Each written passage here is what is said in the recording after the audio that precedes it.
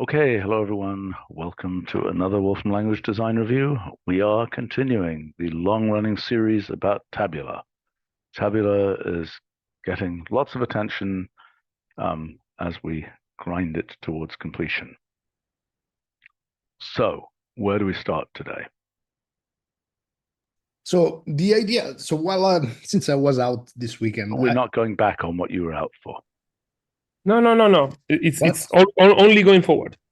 No, Okay, fine. no, but okay, while I was out, I did some thinking, and I thought that really this thing we are talking about, the whole tabular, the grouping, and so on, looks a lot like the work that we did for relation to other tables in a relational database, except it's always on yourself.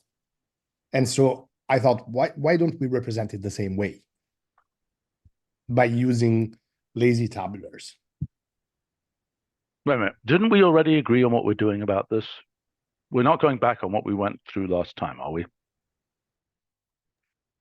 We had a proposal last time of having an extra function or that whole tabula symbol. But that wasn't actually doing the grouping. That was only representing the whole tabula. If you open the transform missing, that's the last section. Mm-hmm. I'm not. We really don't have time to go. Where is the thing that you wrote? Oh yeah, at the beginning of the page, you have this whole tabula, or the function in the middle to restructure the thing. This is something that came out in the last meeting. Okay. All right. So that's where we were last time. Exactly. So this is a symbolic way to represent the whole tabula. Right.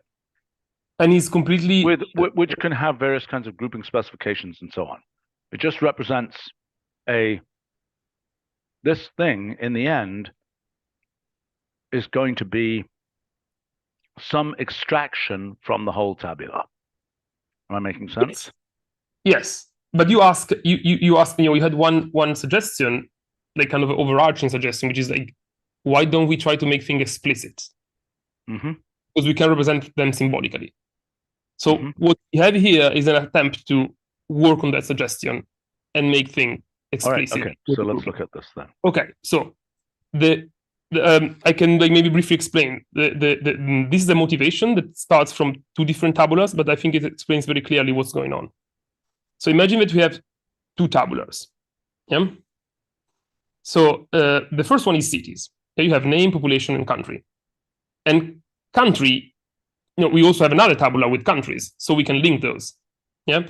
In countries, we have name, area, and we can imagine an inverse link that goes back to the cities tabular. Okay. Now, if what do you mean goes back to it? Goes back to the whole tabular or to some? Exactly. Now, if we stay in countries, how does that thing look like? So let's say that we take the first row, we look at cities.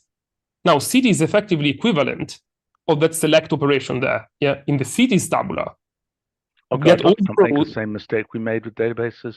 Please, let's not make the same mistake. No, this is a tabula. This is just an implicit tabula. Let's not make the same mistake of leaving this unevaluated. Is that what you're proposing? No. This is what it is. You can take that code and evaluate it and get out the tabula, but the tabula will already be there. You don't have to write select. Like that is the result of that linking. So I'm just writing this so it can be, you can imagine what it will look like. So basically, in the cities there's already a tabular. In row 1, column cities, there is a tabular. So why this is important? Because if you take row 1, column cities, and that is a tabular, you can do another part operation, and all population is a tabular column. That's valid. That was a tabular, so that's tabular column. Okay, now we were looking for a way to express tabular columns in transform columns. That means that if we have a way, which is still undefined in this initial example, if we have a way to create this linking, then if you want to do the total population of a country, we can just say, do total of column cities, all population, because that's a tabular, and all population is a column, and total is a number. And this tabular is duplicated for each row. So we don't need, actually, with this syntax, you have this tabular accessible naturally at every row. How? Why? I don't understand. How does it know that that's not in transform columns? How does it know that hash cities? I don't understand. Wait. This is just, this is a motivation. Yeah. Now, how do we do this in a tabular? Well, I don't even understand it. I mean, I don't understand what this hash cities means. Access on a row by row basis, the column called cities, correct? Exactly. And the column called cities, it has a full tabular with all the cities with that country. So you mean if I looked at it if I used normal, it would blow up my memory because every single entry of the cities column would be a tabular. Is that correct? If you want to do normal, yes. If you don't want to do normal, no. Yeah. But you probably have to map normal. But I mean, this is not anything we haven't done for ages in like built-in entities, for example. A bunch of the values of the built-in entities are either other entities or other entity classes. And this is exactly the same thing in the tabular language. It's not the same. Because why not? Because in that case, those entities are opaque. They don't evaluate until you ask for entity value. Yeah, but it's these would be lazy tabulars, like the ones. No, we're not going with that. We're not making that mistake again. Then let's close this and let's move on. I mean, we're not making the mistake. We made that mistake with databases. It's not a mistake. It's the only way to work with this stuff. Like, no, otherwise, it's not. What we should do is to return a symbolic object. We should not make the thing itself. I mean, maybe what you mean by lazy is what I mean by return a symbolic object. Yeah, that's exactly what I mean. It's all right, like when I say a lazy tabular, it's like the symbolic object that we have to represent an out-of-court tabular. Before you say something like to in memory, it stays unevaluated. It just represents a reference to something. Well, okay, maybe one question. I don't totally understand what the setup is here, but one question would just be, I mean, maybe we should have a separate head that's like a grouped tabular or something like that basically just has one extra level of index. But if you look at what this group tabular does, what it does is basically adds columns. One of the columns is a normal tabular. I mean, normal, lazy, but normal, not grouped in any way. And the other one is just a rank index. So to understand, when you say lazy, I mean, is the point just being that the tabulars are all kind of like linked together because they're all referencing the same No, but this one links data. to itself. This one links to itself. It's really like implicit entity class. It's telling you what to do when you want to evaluate it. Yeah. But you don't do it right away. So the problem here is like you asked, Steven, how do we actually create this extra column that we had here between two tabulars? We basically, like in the basic case, we want to do that on a single tabular. So this group tabular, and syntax open for discussion, will just add the column that you want with this property. So let's say that we have this cities tabular, which has name, country, population, and then I say, okay, group this tabular by country. This will add the country grouping, which I did explicitly in that example of group tabular. Yeah, but that's an explicit tabular in the last column. But that just to symbolize what it is. Yeah. And now you can actually query that. And for example, to do the total population of a country and append that in the city row. Nobody will ever understand this. Wait, okay, let me see if I can understand. So just right. So is the idea that now, once you do group tabular cities, country, now the country tabular next to Rome, Italy is going to have Milan and Venice and things like that. Exactly. Is that basically this is a long tabular. I took 3 rows basically as an example, and that's going to be every city in Italy. So basically, when you talk about Rome, you can also talk about all the cities in Italy, which is in the same cities. Yeah, it's not a different table. It's the same tabular. It's just grouped. So you're basically sorry. Go. Just to understand though, maybe this is the lazy point. Is the idea then that if I look at the row corresponding to Milan, presumably its country tabular will be identical to the one for Rome. So is the point that those will be that it's gonna somehow reference each other or something? It's the same. It's exactly the same tabular and is available at every row. But the point is that when you are using transform columns, then you naturally have access to a full tabular. Yeah, it's totally crazy. It's totally crazy. Why is it crazy? Steven, this way, you know, you look at the tabular, what you print it out, and the column is there. It's not some weird implicit action. It's there. You can look at the rank. It has a number there. It's not doing anything weird. It's just adding columns. Well, which, actually, if I were to do normal on it, would blow up the memory. Why? No. You'd have to do normal twice for it to blow up the memory. Then you would blow up the memory. Well, not really, because it's not huge and well, if I would have printed out, I would. The memory is shared. It would blow up probably the front end, but not the memory. Yeah, right. Right. Because but maybe another question would be, so because we don't have any like grouped tabular object, presumably it does actually take up a bunch more memory depending on how the tabular columns, like the types of the tabular columns, to have many tabulars. For example, if I had, you know, let's say I have some big like categorical, I have some column with a bunch of categorical stuff in it, right? If I have one very long tabular with this categorical thing that's going to be stored very efficiently, if I break that into 500 tabulars, each with a categorical thing, then that's going to be much less efficient, right? But Christopher, the point is that this can be implemented. And as a matter of fact, I've already implemented something like this for relations in databases. You don't have to put any extra data in it, because the only thing you need is metadata to generate this. It's basically just saying, these columns. Let's zoom out to the problem we're trying to solve. Yeah. Okay, Christopher, go on. Yes.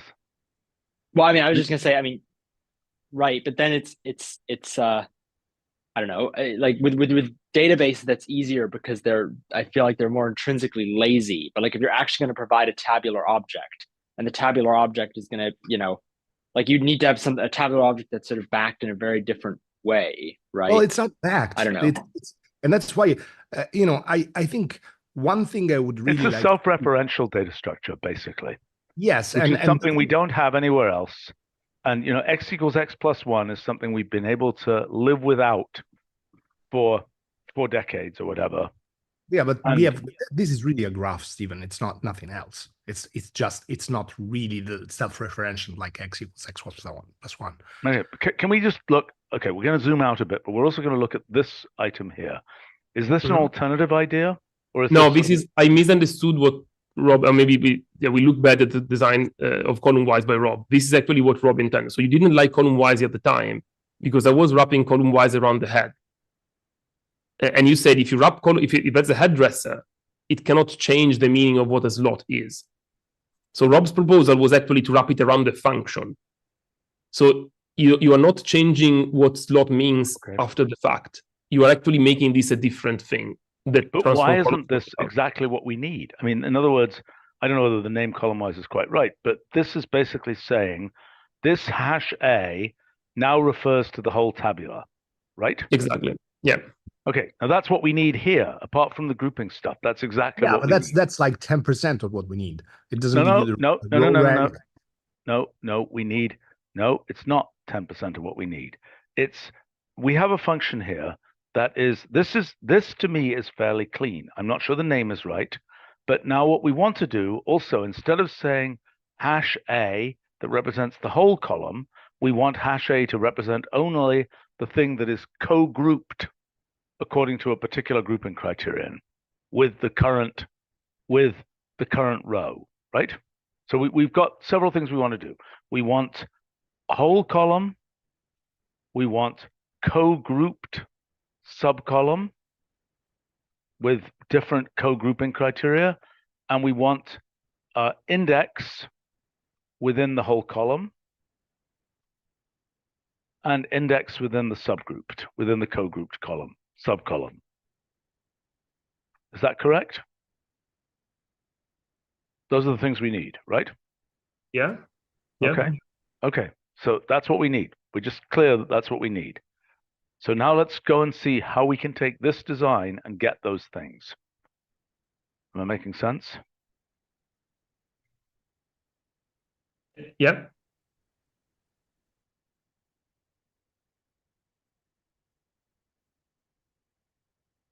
So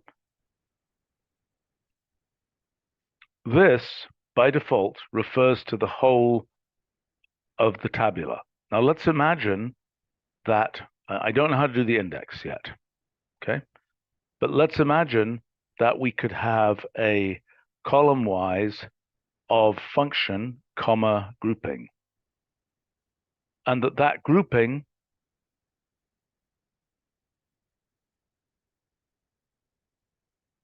basically says, this is the co-grouping criterion to use to do these computations.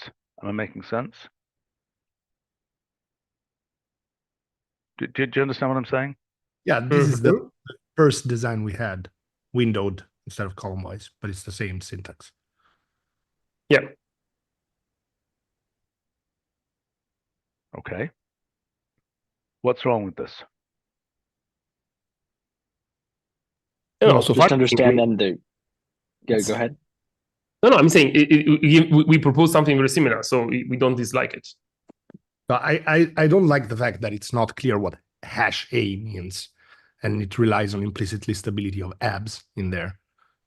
Does it? Yeah. Well, A is a vector, yeah?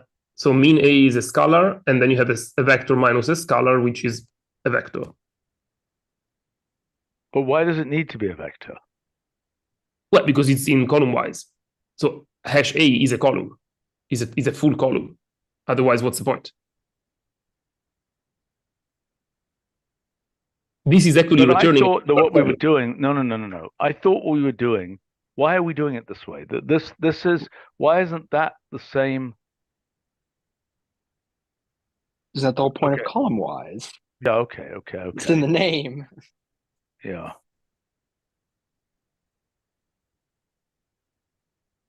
Okay, so that means that this is being given a full column as opposed to being given a row by row type thing. Is that correct? Exactly. I mean, so another way you could think about it. Yeah, inside column one, hash is the same as reduced tabular instead of transform columns. I'm sorry, what are you saying? What? That inside column-wise, hash is the same as reduced tabular instead of transform columns. So why is it that you're not just using reduced tabular for doing some columns and transform columns for other columns? Why aren't you just using those two? Because reduced tabular is to reduce the tabular. It will put the result. It destroys the rows. It puts everything in a single row, or depending on grouping, in n groupings row. Okay, but then maybe there are two different functions here. Well, one other just random comment would be, like, if you do this transform columns example, I think probably the easier way to write that most of the time would be just by extracting the columns from tab. Like that transform columns call should be the same as like abs of tab part all comma a minus mean of tab part all comma a. Correct. Which, right. I mean, that's because there's no grouping here. This will redo mean like every time. You cannot really compile that, and also that function is not, independent of the symbol that you put. I mean, it's statistical choices, of course. Yeah, but Giulio, the problem with this example that you put in here is that, like, what is the current row here? How do I know which one is the current row? Oh, you don't have a current row in column-wise, I think, Rob. Yeah. Yeah, you can't do that. Oh no, Rob is not here. But yeah, you don't have a current row here. There's no hash anything that binds to the current row. Yes, so exactly. Yeah. Right, but then it's the same as reduced tabular, right? Because then all the the row, like, is this function going to be called quote unquote once for each row or just once? I mean, if it's you could call it once for each row, but it's the same as calling it only once and duplicating the result. Right. But then, are we going to duplicate? Oh no, sorry. No, I'm sorry. This function produces a full column, so you have to splice it across the tabular. Yeah. Okay. Listen. Look. This is not working. Okay. That to me, transform columns is really a map rows piece of functionality. Kinda, yeah. But it adds things. It has the append thing, but yeah, it's map rows. It's maps across rows. Yeah. Okay. And it just does that. It doesn't eat whole columns. It doesn't do any of that stuff. Exactly, and that's why I am proposing this. So then we should have a different function that is called, let's say, I don't know. I mean, these are not the right names, but transform tabular replace columns or something. Tabular, Yeah, but this we had column map before, but this doesn't solve our problem. Our problem is how we can have access to both things in the same function, one at a time. Why do we need that? Why do we need that? Because it's useful. Often it's useful to interpolate between those two things. Like, for example, to compute some kind of rank within a grouping, or rank within the whole column, or okay. So what you're saying is hold on. What you're saying is it's like map indexed, which is taking two variables, right? It's as if we say, well, okay, it's also a little bit like splice, as you were just saying, as in maybe not. Maybe I'm wrong about this. Steven, what I was trying to say is that the proposal of having this lazy tabular put in we don't need to change anything about this map rows behavior. Everything is still mapping on rows. Some rows just have extra information that we've added. I think it's horrible. I think it's like some kind of, primitive SQL database hackery. No, it's not primitive SQL hackery. It's something that people are already very familiar with. But as a matter of fact, that's your spin on primitive SQL hackery. What I'm saying is that we've been doing this kind of stuff with entities for a very long time. Like, people are okay with the fact that some of the values returned by entity values are more entities or more entity classes. Sure, and that's fine, but that's a very different thing. All right, it's not. If you look at actually open up the section that is closed, because there is a working example built with entities. Well, but also just to understand, so I mean, the relationship between these two things is the top one was just basically, you essentially do the grouping and then just bake it in as a column, as opposed to, in theory, sort of producing it on the fly in the column-wise example. Is that basically right? Yeah. I mean, you're still producing it on the fly because that thing is lazy, but you lazy, have something to look at, right? So, Steven, if you go down, there are a couple of examples. There are examples which actually have the entity classes returned, and then you can do stuff with them. Unless, those examples, grouped entity class, country, name, rank. I don't understand any of this. So this is just giving you the row index, name and rank. The second one, if you open it, serial number. Never mind, I'm joking. Yeah, you open the second one, name and grouping. It takes every country and gives you that country within its continent. So that sorted entity class is going to give you all the other countries in Asia and so on and so forth.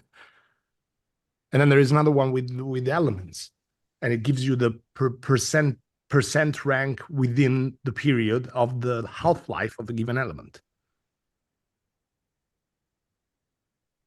You can, do all sorts of computation with quantiles and so on.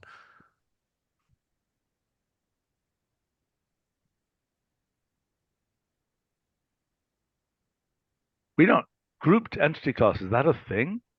No, I just wrote the code to define it. It's 5 lines of code to define. It's right above, isn't it? Yeah. But it basically just adds a grouping and a rank. And the grouping is an implicit entity class. And the equivalent of an implicit entity class is an implicit tabular.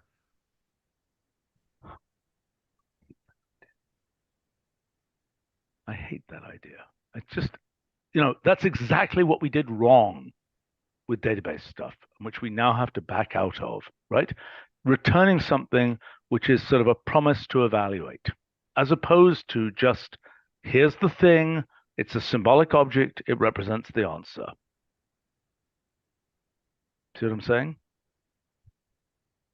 I think that the idea of creating intermediate columns seems powerful to me. I mean, we would have to remove them at the end. So I placed something in the chat of how we could do the mean deviation operation in transform columns using this idea, something much simpler.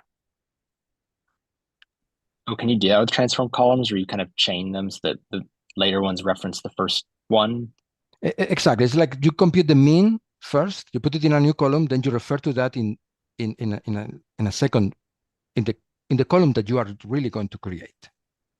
And then you have to remove the intermediate column you created. Is that nothing syntax? Did you just make that up, or is that a real thing right now?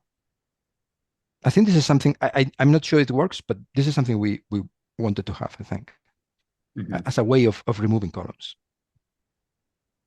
Good idea. Okay, let's look at this. I worry about the semantics of this triangular thing.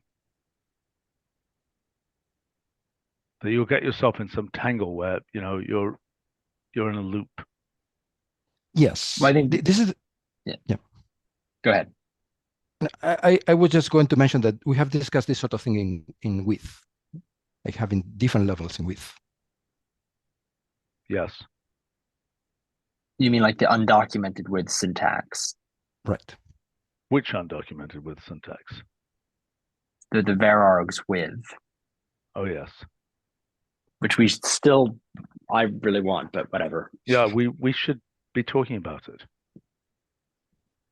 And you know what? We have enough new mechanisms for user assistance and grouping indicators and so on. I think we can do it.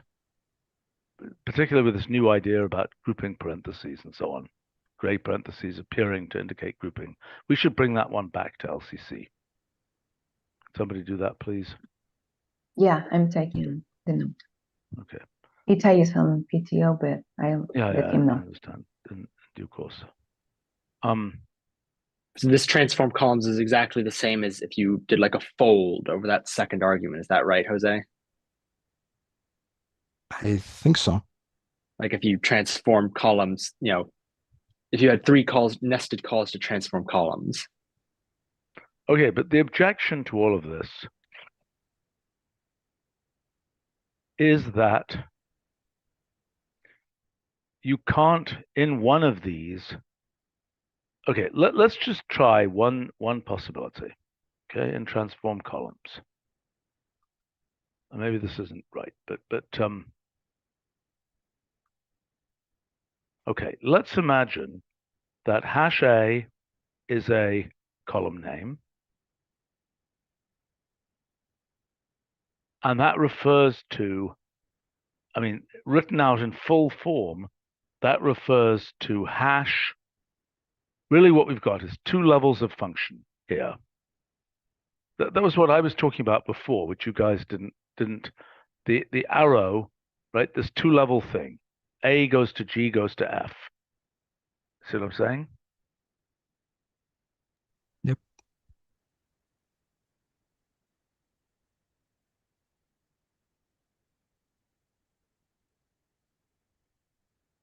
Where was I? Right.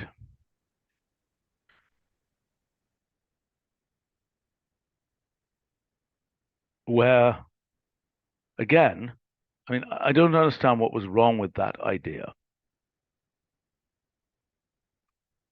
In other words, that what's initially presented in transformed columns is an association, right? That you can get whatever you want from that association.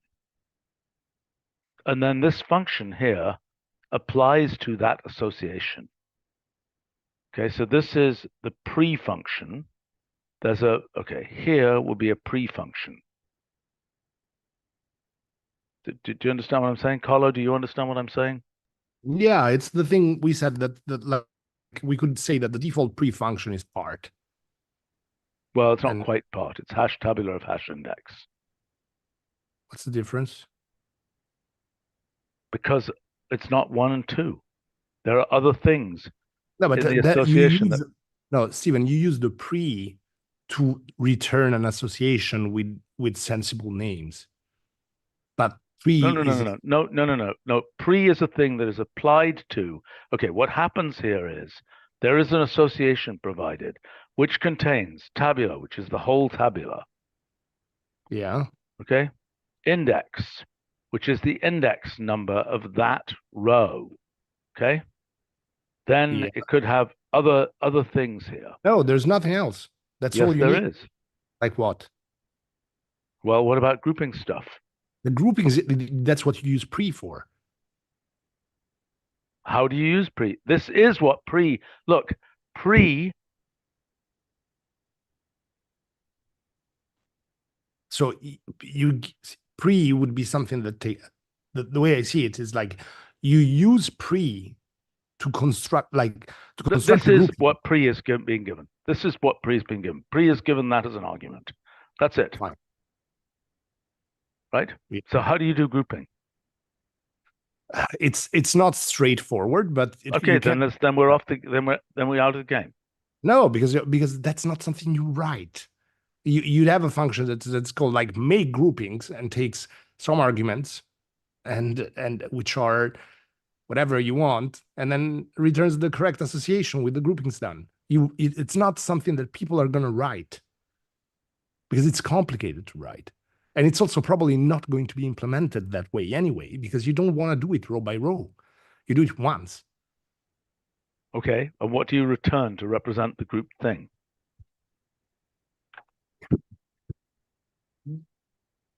What do you return to represent the grouped thing? The thing with the groupings having been done? Okay, I don't think that this function really returns. It's a symbolic thing. That's where you're wrong. That's where you're wrong. That's the mistake we made with databases, is to have something which implicitly did something without returning a symbolic object that represents the result. If you make pre-return, then you're making this whole algorithm order n squared instead of order No.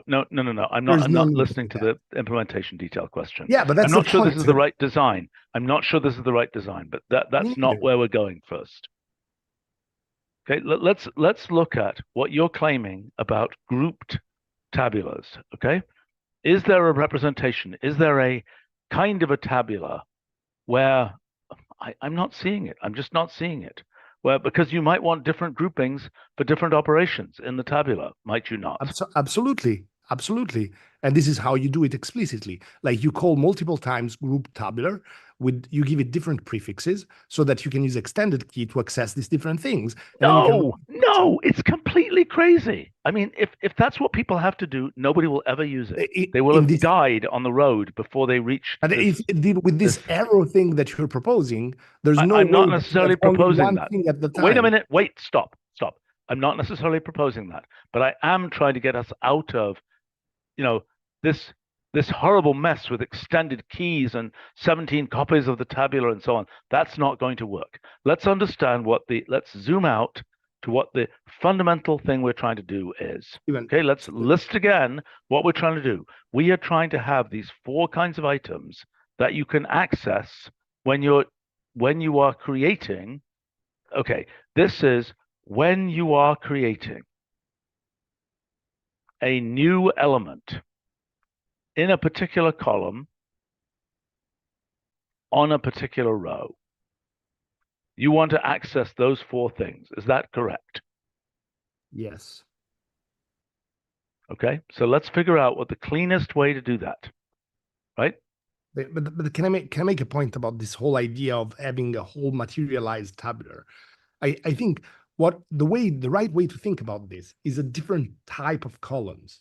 These columns don't actually have tabulars materialized in them. They're reference columns, outer reference. I'm not buying it. I'm just not buying it. Reference columns, already, even by their name, you lost the game there. It's going to be incredibly obscure. Let's see whether we can do this directly. Okay? So let's say when you're creating a new element in a particular column on a particular row, what do you need, right? You need the whole row, the whole column, a co-grouped subcolumn, these things, right? Those are the things we need, correct? Yes. Is that correct? Okay, so to me, the obvious way to do this is to have some syntax where what you do is effectively present well, let's see, it's not the whole column, it's a whole column, right? The whole row you are on, right? A whole column with a specified name, correct?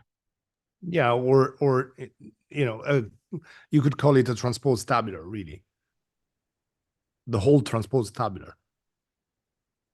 Well, that's why I was suggesting what I was suggesting before. Okay, so look, all of these things here. Okay, is it true that all these things are accessible fairly easily from a whole tabula? No. Okay, and well, the reason for that is you don't know what is co-grouped with you, correct? Yes, and where you are within that group. Okay, fine. Fine. Okay. So this is what we need to do. This is what we need to be able to access. We need a way to specify these things. A co-grouped subcolumn where you give the name of the column and the grouping columns. And the sorting right? columns. So what do you mean? And sorting. Well, yeah, you want that sorted most of the times. You don't want it in whatever order it came Okay. in. All right. Okay. So that's what we have to do.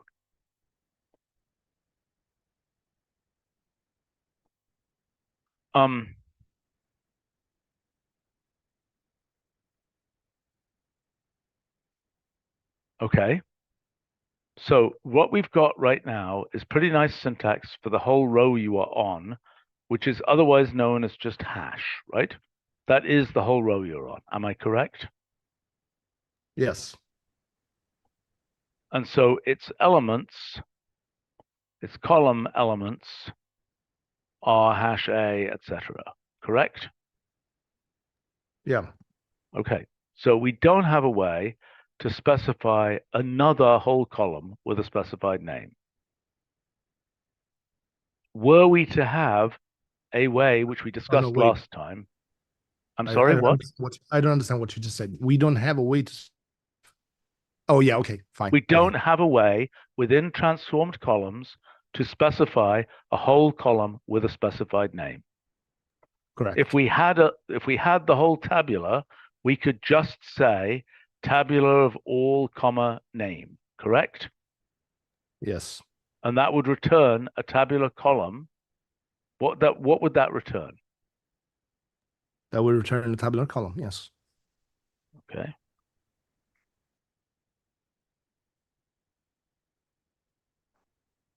Okay, and we don't have a way to specify what will be our way within the tab. If we had the whole tabula, how would we specify?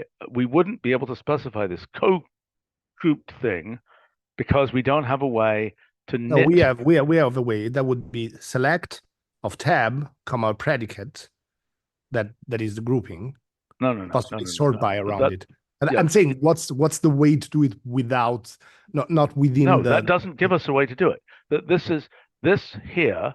If we know the index, okay, we might also want the index in the tabula of the row you are on. Yeah. Okay.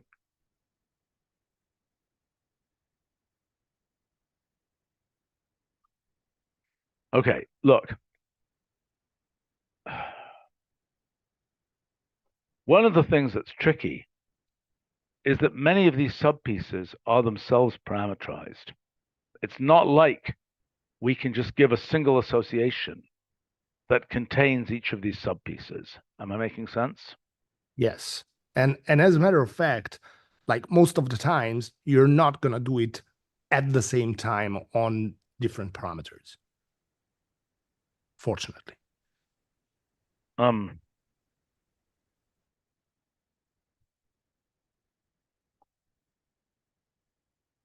Sorry, say that again. What?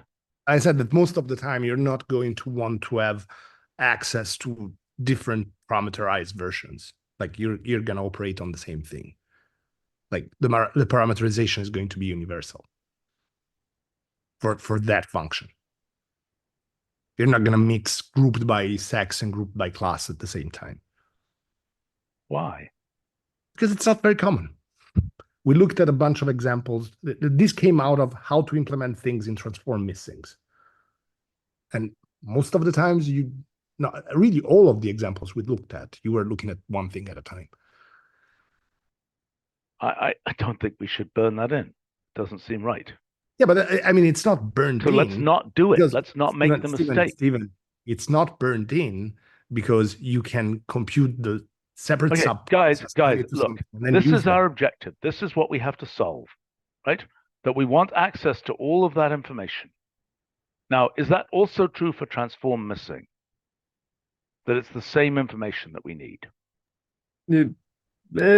Yes, in practice, but this typical syntax would start from the opposite way around, because the simple syntax for transform missing is just look at the column and do the same thing at every row. Okay. So it's going to be basically a different set of shortcuts. Okay. All right. Let's look again at what we have here and what the minimum thing that we can do to support this without any virtual, implicit, referenced anythings. Okay, because what this is doing in the end is, I mean,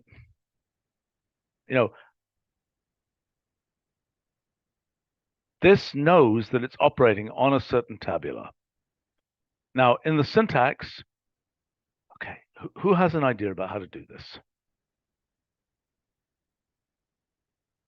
With no implicit anything. I mean, syntactically, go ahead. So you want a different variable or different description for the column depending on how you want to access it, in a nutshell. Whether you want to go element by element or look at the whole thing and take the mean of the column. I think so. Right? Yes, so if hash A is taken for, looking at element, then we just maybe need a different way to denote the column A that you're going to be operating as a whole. Yes. Right? I agree. So, I mean, column-wise is potentially such a way. Right.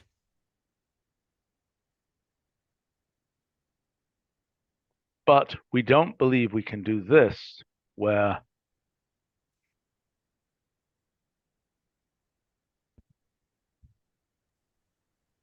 I think Rob's idea was that column-wise wraps the whole expression, and then if inside we want something to be addressed element by element, we would have to write element-wise.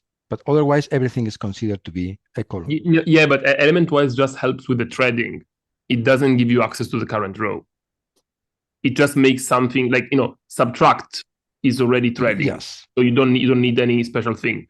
Let's say that you had greater or less, you might want to use element-wise, but that still doesn't tell you where you are. Just makes it work. Okay, what if, I don't know what the right name is, but essentially column-wise of hash A, what is the actual way of extracting that column? Column-wise of hash A would turn into tab of all comma A, which returns a tabular column like that, right? Correct. Yes.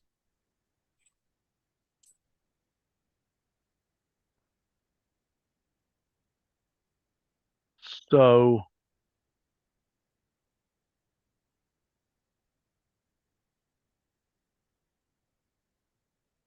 and why exactly isn't it the case that we just say something like, which is what I had proposed before, whole column of A? Why isn't it that we do exactly what I was proposing here? Well, here I'd suggested whole tabular of A, but we could say, let's imagine that we did this down here. We say whole column of A, right? That refers to the whole column.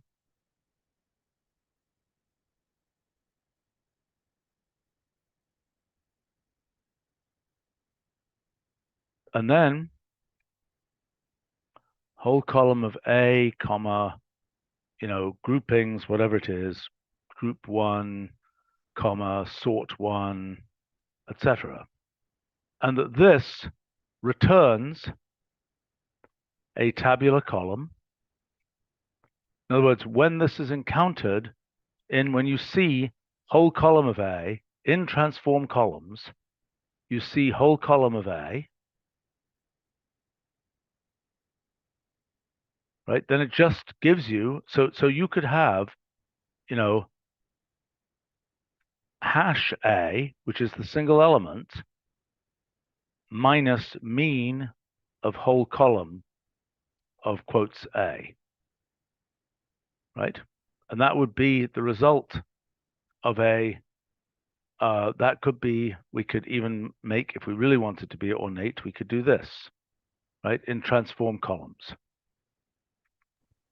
Yes. You see what I'm saying? Mm-hmm.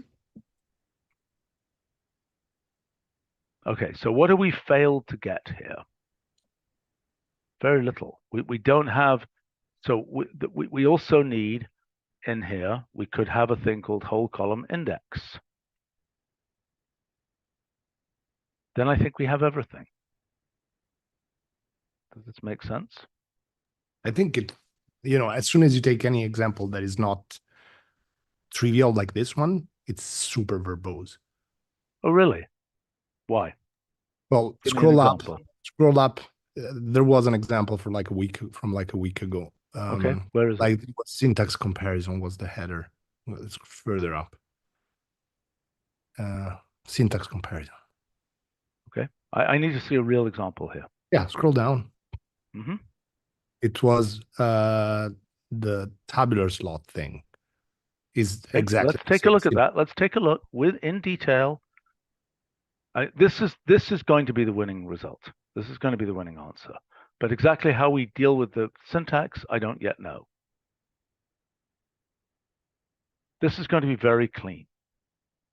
And by the way, minimizing. Okay, all right, let's take a look at this example. Okay, I don't need all of this nonsense here. Okay, so let's take a look at what this is. I mean, that would be the first one. Instead of tabular slot would be whole column. And what's transpose? There's no transpose anything. Yeah, there's no transpose. That's whole column. So all that nonsense is gone.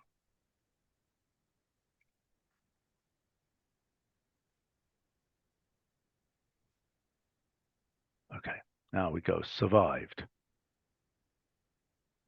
Okay, now what are we doing here?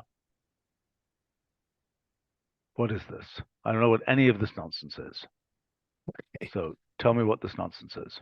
So, okay, so you have to take the subpart of the existing column, of the existing survived column, up to your row index, and then you have to divide it by the total of the survived, because what you want to know is basically how many survived. Quantiles. It's a quantile. Kinda. Yes. It's cumulative survived.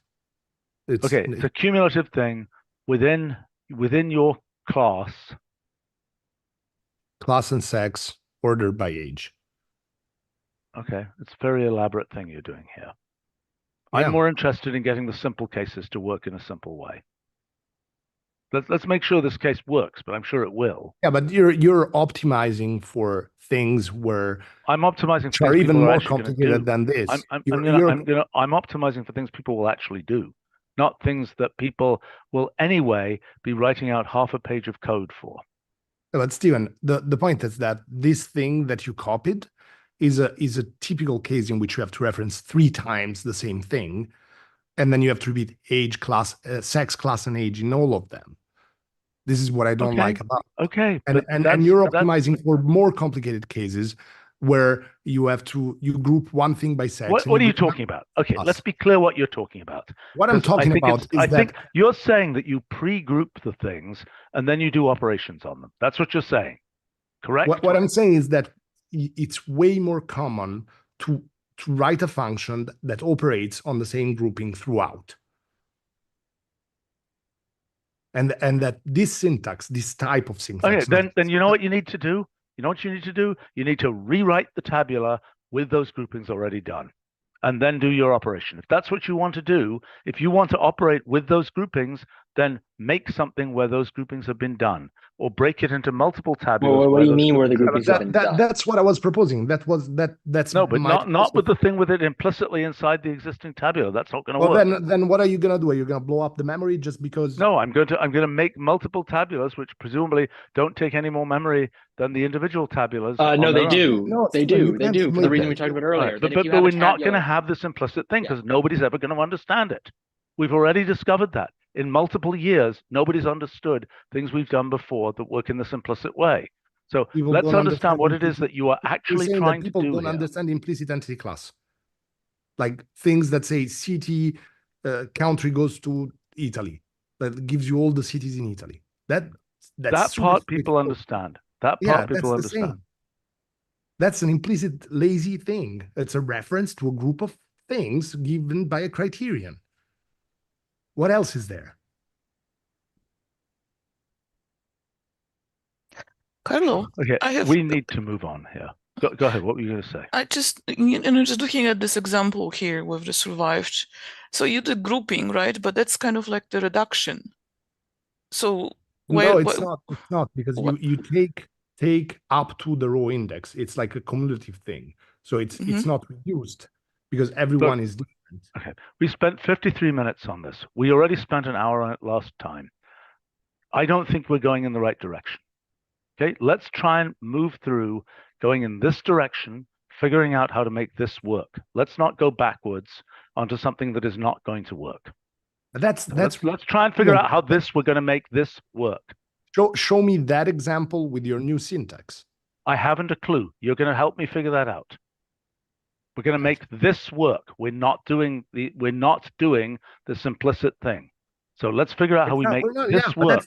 I'm not going to spend more time on it today or at any other time. We need to make this work. Yeah, I can type it out for you, but it's going to just look as ugly. With whole color, well, then we have to figure out how to make a simpler elided syntax for it, don't we? But we're going to make this work. There's no way to make an elided syntax if you insist on repeating the same information for every slot. That's a silly thing to say. You know perfectly well that there are plenty of scoping constructs we can imagine where you don't have to repeat the information. Yes, so let's make a scoping construct instead of putting everything in the slot.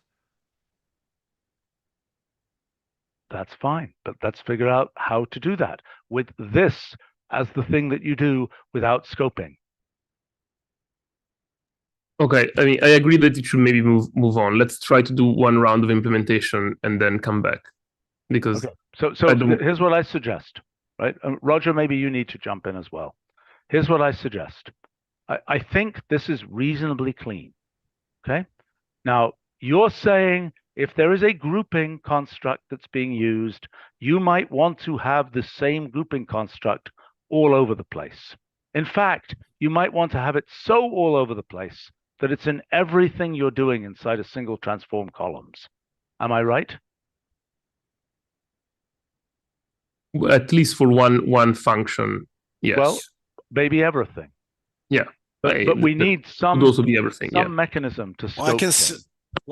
One thing that we've noticed, so categorical variables like sex and class are is a way of selecting subsets. And so we've noticed that, like for visualization, you often want to pick out one of those subsets and think of it as a data set, like we did with lists before. And we experimented a little bit with a syntax to do that. So you have an infix syntax to pick, the grouping variables that you want. We didn't have sorting because that wasn't particularly important for visualization. But it can be important for computation. And so I've noticed that these other ones, data frames and so on, they have something special for groupings. So grouping is a complicated thing, but relating to what we used to have, with lists and stuff, we always think of them as multiple lists, like subsets, basically. And It's just that the whole tabular include them all, and you often want to sort of home in on one. So I think it will be. I want to sort of work on it separately and see if I can come up with something, because I do think it's pretty universal. But what is? To have grouping in lots of processing functions. Fine. So let's do something where we do that, right? But where we have this concept of being able to pick up the whole column or whatever it is. I don't know, we need the right name for this, right? A way of referring to the whole. I mean, to me, this is fairly clean. Do you agree? Yes, no, maybe? I don't know. Yeah, No, but it's I'm a trivial telling you, example. It's clean. I don't because give a it's damn. trivial I example. don't give a damn. I'm sorry, I don't give a damn. Let's move on. Okay, so What's this next? is yeah. Can you scroll up? I don't have a lot of time here, so Yeah, we spent most of our time on this discussion. Well, it's an important discussion. I think It is an important discussion, but we're not Yeah. going to make the same mistake we made with databases. We're not doing that. We spent tens of hours talking about that and ended up with a design people can't use. We're not making that mistake again. Okay, maybe let's look at this And first. that mistake happened because I got kind of browbeaten into some kind of SQL-like structure that is not a good idea. So let's not make that mistake again, right? You always have to have a design that goes forwards, not implicitly looks backwards, right? It has something which generates a symbolic object that is then processed, not something where there is an implicit overhung thing that you're looking, you know. Am I making sense? Does that make sense? Roger, do you understand what I'm saying there? Yeah. Okay, no overhung, lazy reference, anythings. Doesn't work. Okay, what are we looking at next? Okay, maybe we should wrap up in a minute here. Well, I have a couple of concepts I wanted to bring up. I think if you can go through these, then we can free up time for other stuff. Okay, fine. Okay, so this is one example, practical, why we need this column-wise thingy. But anyway, this highlights other shortcomings that we have, maybe in the language, maybe for Tabular, that I wanted to look at. So what I call these like predicates and indices, because the point is, in Tabulars especially, you have basically two ways to extract things. By part, normal part spec, and by putting conditions on things. And they are both very common. And we need to make sure that the bridge is stable, wide open, easy to traverse. Now I have some examples here that highlights that are highlighting the syntax shortcomings that we have here. So this is for something that came out immediately for like handling outliers. Yeah. A typical way of handling outliers is that you look at the how many standard deviation is some value from the mean. And to do that is quite easy. So right now, this thing, we don't have column-wise or something like that. So I did that with insert column. And I added the z-score column, which is just abs of standardized of a column. Yep. So that's easy. And then, how do you get outliers then? Okay, you can get positions with row indices. And I want to fold back row indices in the discussion because that's kind of a way to get, to go from predicate to part. Yeah. So it's like you select from the new and you get this. Now, with part, it's easy to get the outliers. How do you drop the outliers? That's the first hole in the syntax. So delete is parent to is relative to extract. Is multiple things in a rugged way. Yep. We don't have a state like something like a rectangular remove stuff that is equivalent to part that you can use once you have that list of rows to drop it. So that's one hole that we have. So okay, actually, I think you guys need to go ahead. Christopher, yes. Well, maybe one question, right, which might relate to, the solution would be, so in this case, row indices makes a lot of sense because you're not expecting a whole lot of outliers. But I'd imagine there's also a lot of cases where you're going to get, half of your 100 million row tabular. Yes, Christopher. And so you want. Let's keep looking. You're absolutely correct. Okay, fine. Let's keep looking. So the other thing is that you don't go to part syntax, but I think we should cover both cases, yeah? Because part is useful if you need to kind of create or remove. No, that's still useful. then you can use select directly on the new tabular. Also, here part has the advantage that you can use it on the unmodified tabular. So on the original one. If you want to operate on the tabular with the extra column, you can use select. What I have here is directly get outliers. So select z-score greater than 3. This will get you the outliers. Again, you can do the opposite with not. But I think that's a quite common operation to have to compose not to your function every time. I call it drop by here. It could be called like many things. But this is a quite common operation to do. But I think it calls for some direct symbol. Drop by tabular z-score greater than 3, which is the opposite of select. Right, so it's literally the same thing as select, except that it does not on the test. Exactly. That's kind of avoiding you to put not in a lot of places.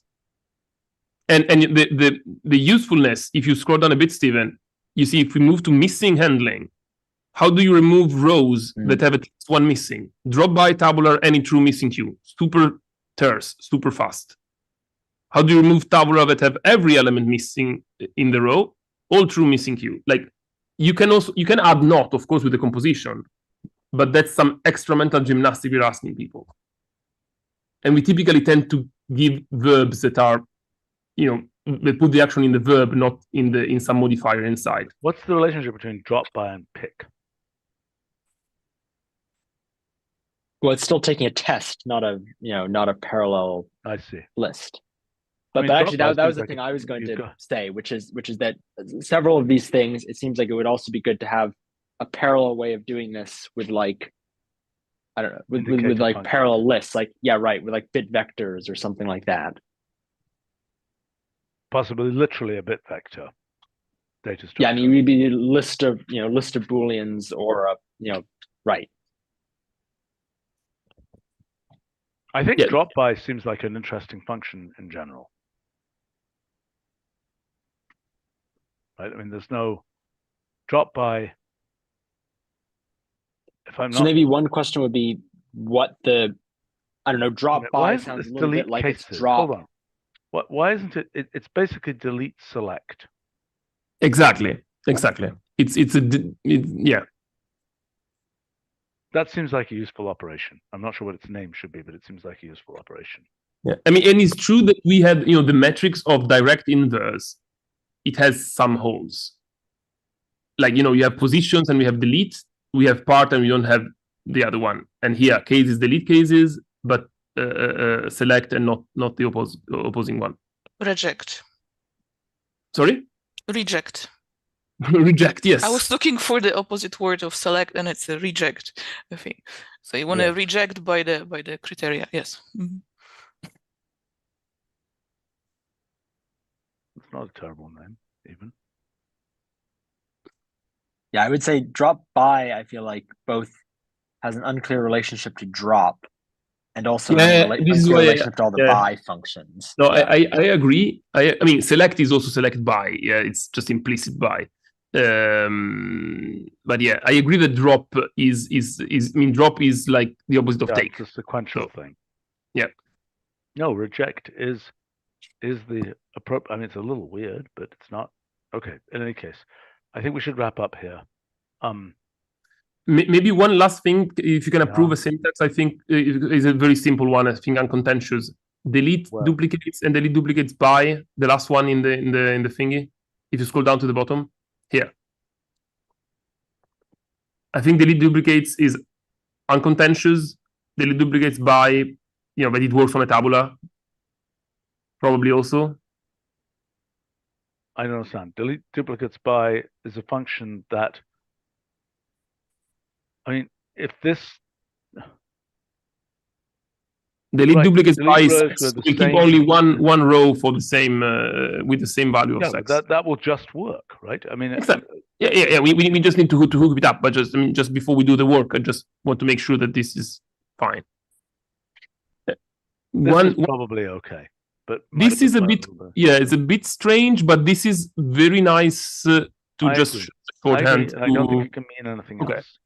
Right. Okay. Well, there's actually several syntaxes like that we have that are supported inside of data set, but not supported elsewhere. So like, for example, I think group by and also sort by inside of data set, you can give them just a string key, but otherwise you can't. We might want to canonicalize that then as a LCC discussion, maybe. Mm-hmm. Okay. Yeah, this was the bulk of what I had here. So if you want to wrap, Stephen. Okay.